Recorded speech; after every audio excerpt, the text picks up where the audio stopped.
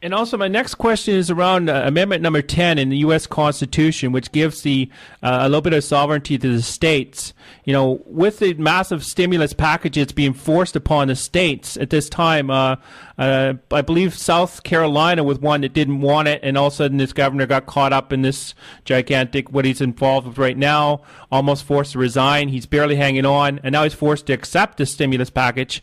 Do you feel that these stimulus packages were being forced on the states that don't want it? You know, eventually someone's going to have to pay for this stuff when the piper comes calling.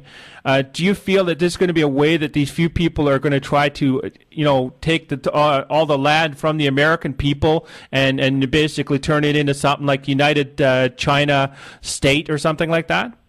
Well, definitely part of the situation is, if you look at the financial system in the United States of America, money does not exist until somebody borrows it. What happened last September is the American people were not borrowing anymore. We'd maxed out our credit cards, our home prices and our equity were falling. So, being responsible citizens, we stopped borrowing more money because we were no longer sure we were going to be able to pay it back anytime soon. The government has essentially borrowed about $14 trillion on our behalf to give to Wall Street, and we're going to be stuck with the payments over the coming years. As far as the foreign debt holdings are concerned, yes, it's true that vast amounts of the United States are already pledged as collateral on the government's debt because they ran out of enough gold to cover their loans back during the Nixon administration. So Nixon created the Environmental Protection Agency so they could go around grabbing up huge tracts of land, and they told the American people, it's for the environment, it's for the future, it's to preserve nature, it's to do this and that.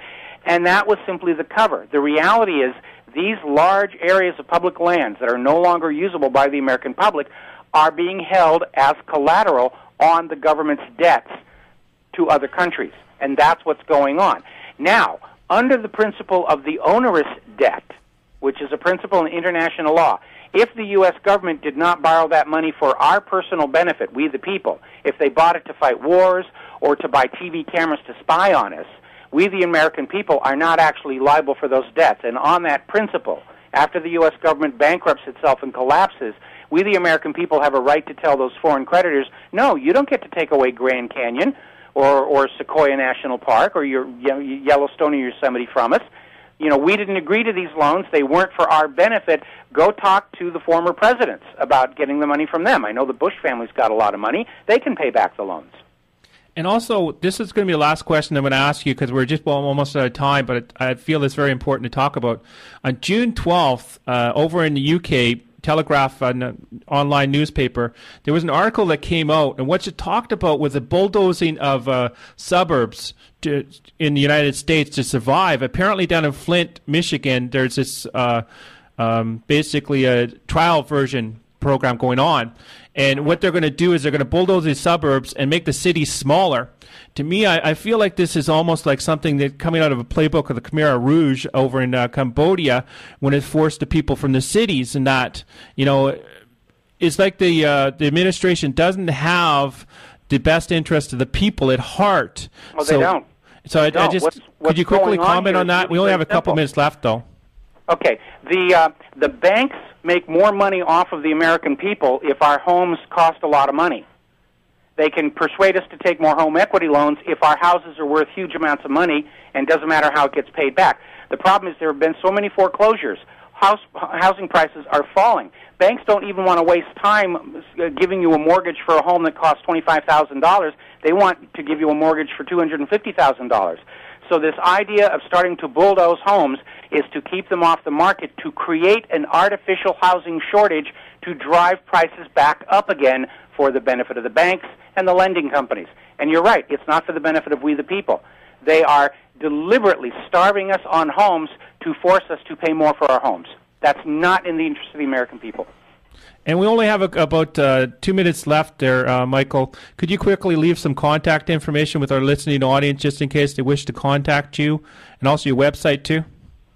Well, the website is called whatreallyhappened.com, and there's contact information on there. We've been running the website in various incarnations for about 16 years. We had a little technical glitch earlier this morning, but we're coming back online right now. Our DNS got messed up because of a new security certificate to keep the hackers out.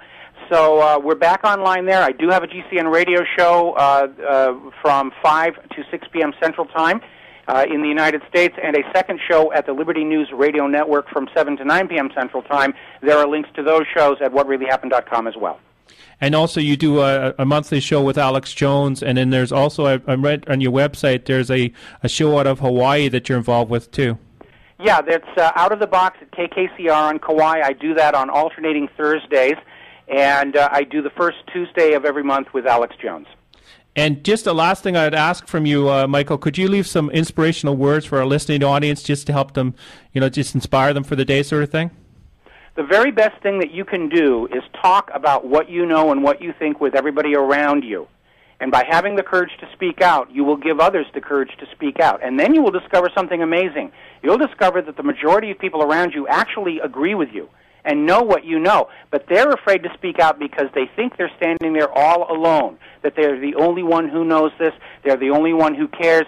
That is one of the biggest illusions the corporate media tries to sell you, is that people who don't trust the government are this freaky little weirdo minority, and there's only a few of them, and you don't want to hang out with them anyway. But when you speak out, you give others the courage to speak out, and that is how consensus is formed.